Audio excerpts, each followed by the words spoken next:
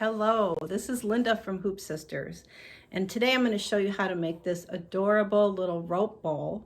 This bowl was inspired by Ann Hine from Janome Sewing Machine Company. Ann gave me permission to use this technique to do this design for you today. I call it my sunflower or Sunpplique, and what's unique about this rope bowl as opposed to other rope bowls you may have seen is the inside is fabric as well as the outside on the bottom. I just thought it was an ingenious idea that Ann came up with, so we're going to take you through how to do this. Hope you enjoy it and can't wait to see yours. So to make our Sunpplique bowl, we need 2 large squares of fabric. The measurements are in your directions. They can either be the same fabric or they can be 2 different fabrics. So I'm going to do 2 different ones today. We need 2 yellow squares. Slightly different colors would be great. And then this is the center of your sunflower, a brown.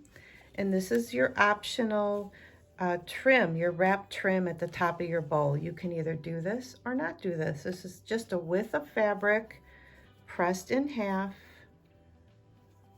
And now that's ready to go. The thread you will need will be some black embroidery thread. You will need 2 shades of yellow to go with your yellow sunflower fabrics. You'll need a brown for the center of your sunflower. And then to construct your bowl, you'll need some regular thread. I love to use Aurifil, and I would wind a couple of bobbins because one isn't going to be enough. There's a lot of zigzagging happening. And then of course the rope I use, this is what I ordered. This is an Amazon basic rope. It is 3/16 by 50 feet, and it comes in this little package. This did 1 bowl, and there was quite a bit left over, and I did about 3/4 of another bowl and was able to piece it. And what I did, you don't have to do this, but I did take the rope out of my bowl, or I took the rope out of the package, and I squirted it down with a little bit of water and let it rest for a little bit, and then I actually ironed it. So it just is a little bit more relaxed. It's not. So I'm at the machine. I've got my tearaway hooped up, and the first step is to put water-soluble thread in your needle. I'm going to use black so it can be seen, and we're going to stitch the placement stitch.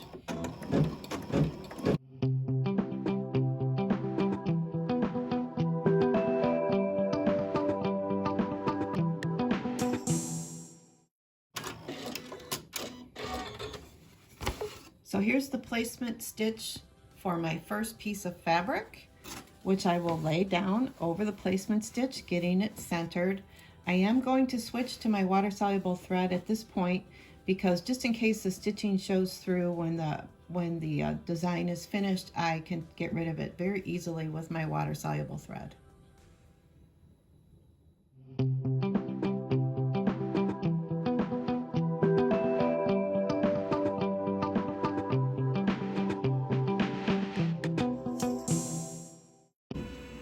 So that's step 2. Step 3 is we're going to keep the same water-soluble thread, and we will stitch the placement stitch for your first sunflower fabric.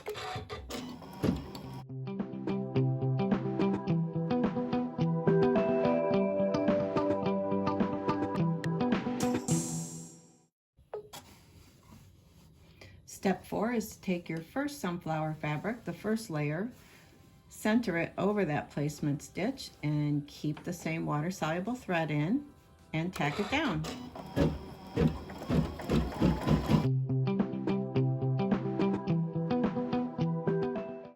So now I'm going to remove my hoop from the machine. I'm going to take it over to the cutting table, and we're going to trim our first sunflower fabric. So I have a turntable, so you might have one of these in your sewing room. It's kind of handy to trim something like this because I have to constantly turn my hoop. So I like to use this under my hoop when I'm ready to trim. And we're going to not trim close on this. We're going to trim leaving about 1/8 of an inch. So that's why the turntable is kind of handy, because there's a lot of little ins and outs. This trimming gives it a really cute kind of a rustic look. It's not going to be satin stitch, it's just going to be stitched down later with a decorative thread. So leave about 1/8 of an inch and trim all the way around.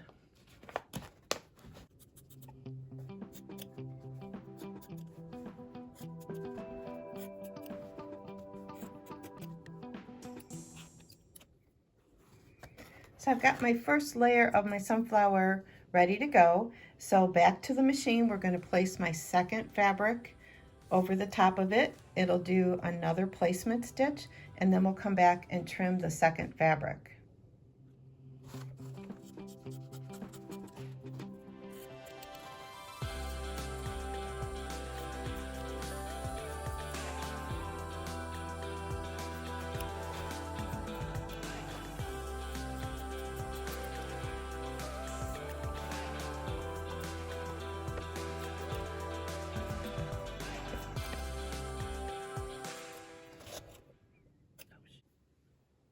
So we've done through step 6. Now step 7 is to take our thread that matches our first flower fabric, and I'm going to go with this kind of orangey gold color, and it's going to stitch a decorative stitch.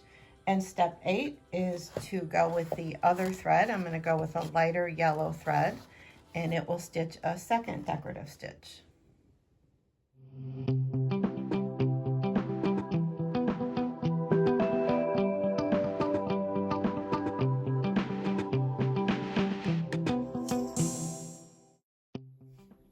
Step 9, we're going to change to the thread that matches my brown flower center fabric, and we're going to stitch a placement stitch.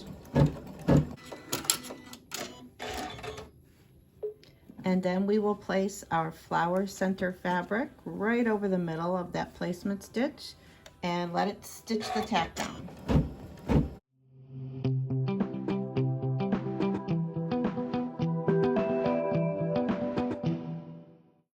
Now it's time to trim this fabric.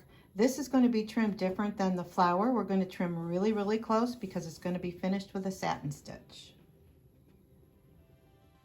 Step 11, we put black thread in the needle and it'll do the little detail in the middle of our sunflower.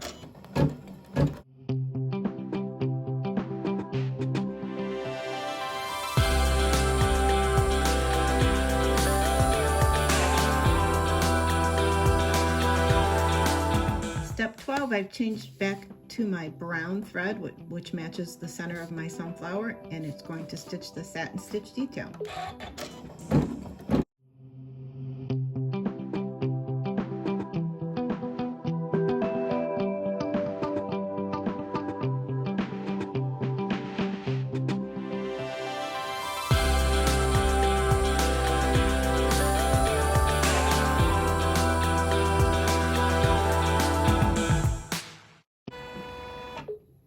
So we are ready to do our last step, and I'm going to change to neutral thread. I like to use the Aurifil thread, and the next step will be to put the back of this would be the bottom of our bowl. This is actually the inside of the bowl. This will be the outside of the bowl. So we will take the outside of our bowl fabric, place it right side to the inside of our bowl fabric, and we will stitch our seam.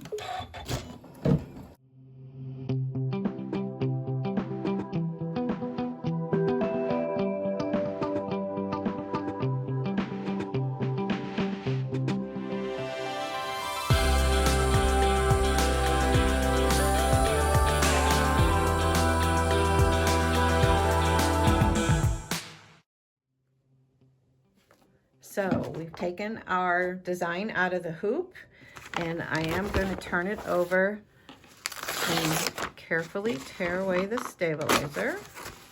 Just support the stitches a little with your fingers.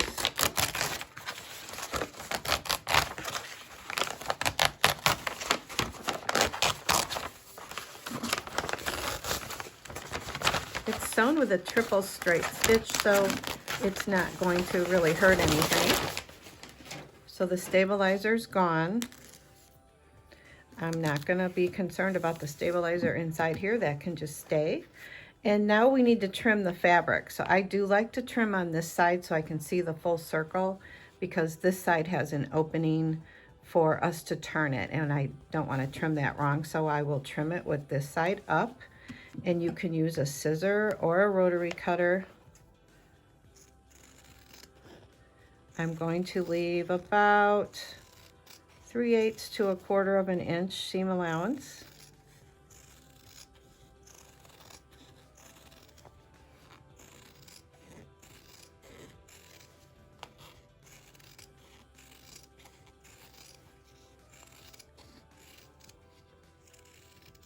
And then once I get it trimmed, we will turn it right side out.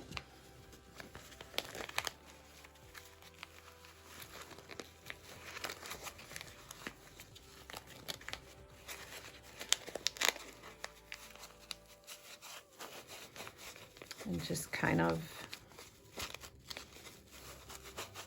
work the seam until all of your edges are nice and crisp.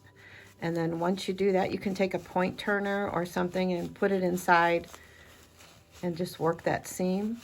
And then we'll go take it over to the ironing board and give it a good press. So I've given it a good press.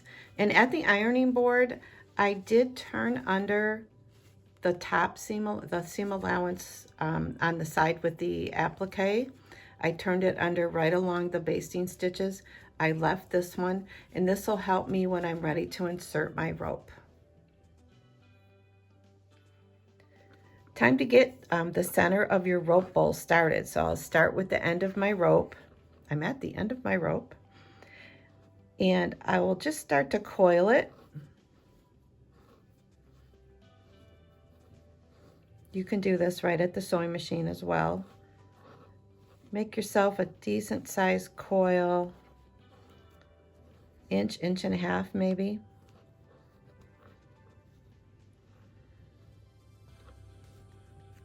And then you can take a pin and just kind of push it right through the middle, kind of catching all of those edges. You can do that, a couple of them.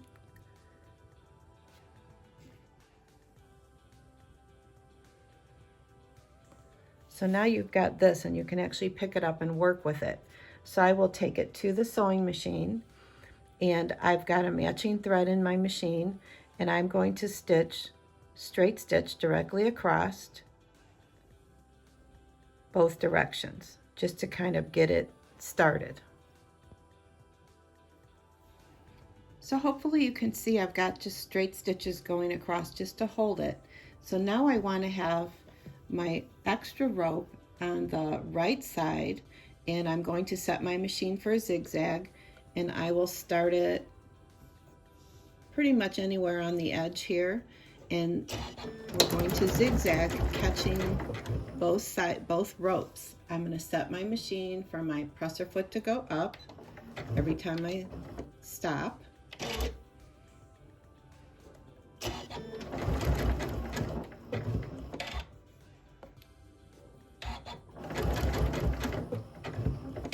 My stitch length is 2.5, my stitch width is 5.0, and I'm just going to start zigzagging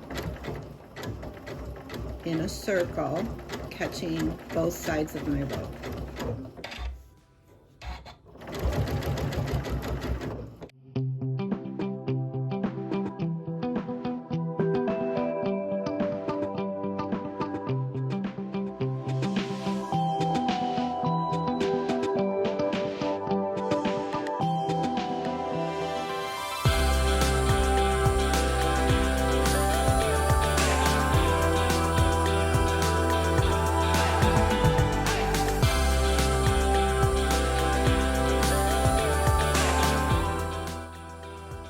The bottom of our bowl measures 5.5 inches, so I'm going to stitch it to about 5 1/4 in diameter. So I got a little bit ways to go.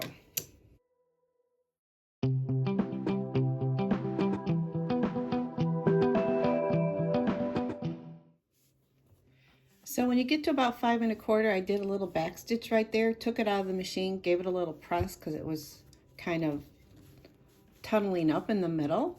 And let's just see, I think it's going to work. You want a little bit extra fabric around the edges to accommodate for the thickness of the rope, but we'll give it a test. We'll put it in there and see if it's going to fit.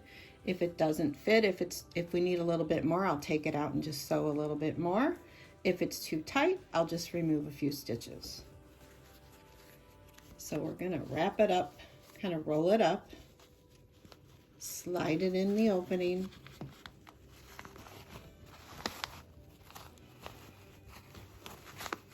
And once you get it in there, open it up.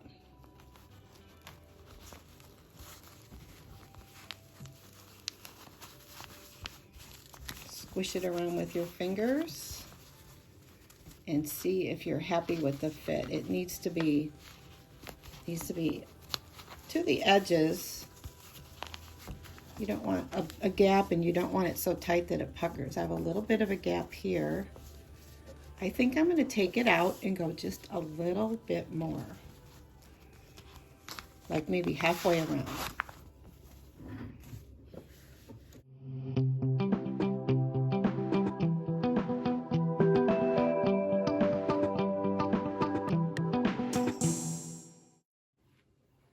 So I think I've got my rope the right size now. So this time when I put it in, I want to make sure that this part of where my rope stops being sewn to the bottom of the basket ends up right here in my opening. So I'm going to take a little bit more care this time when I put it in.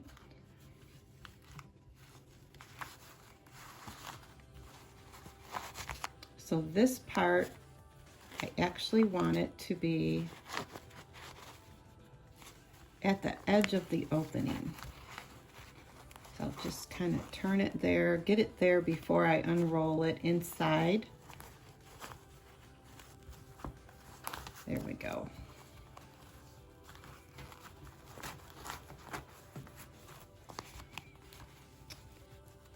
Pretty close. I'll just see if I can turn it a little bit more.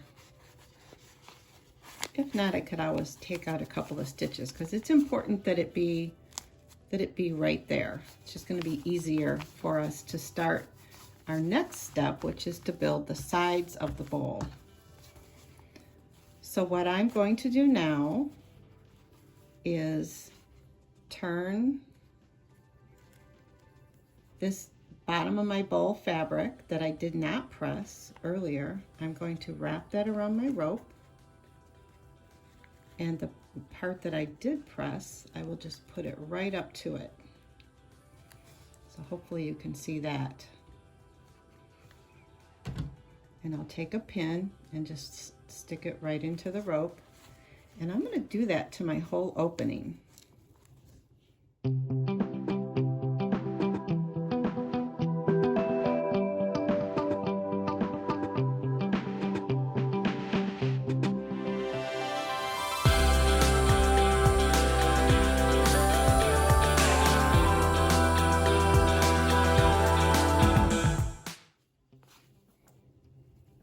So you can see this is where the rope comes out, and I've tucked in all of those edges. This is the bottom of my bowl. This will be the inside of my bowl, and we will just continue around with the zigzag all the way around. We'll remove the pins as we get to them, of course, and the zigzag is wide enough that it'll catch the front side as well as the back side. It'll catch the front as well as the back, and we'll just keep going all the way around the bowl until we get to where we started.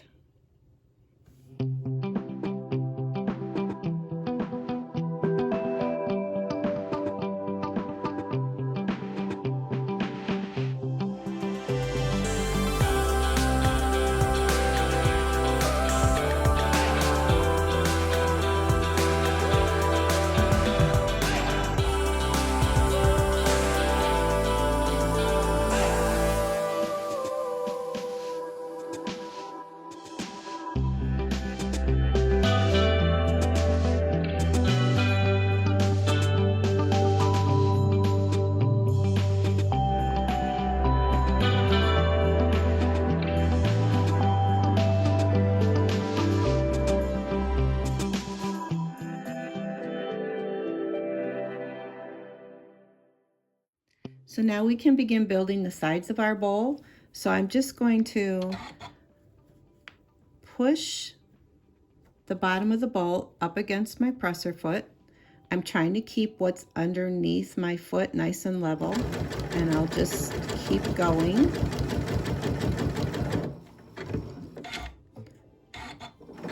How close you can get with the bottom of your bowl to the edge of your presser foot will determine sort of how straight the sides of your bowl will be. They're not going to be perfectly straight, and it might take you a couple of practices to get it. But if you just push it up against the way I am, I think you'll be pretty successful.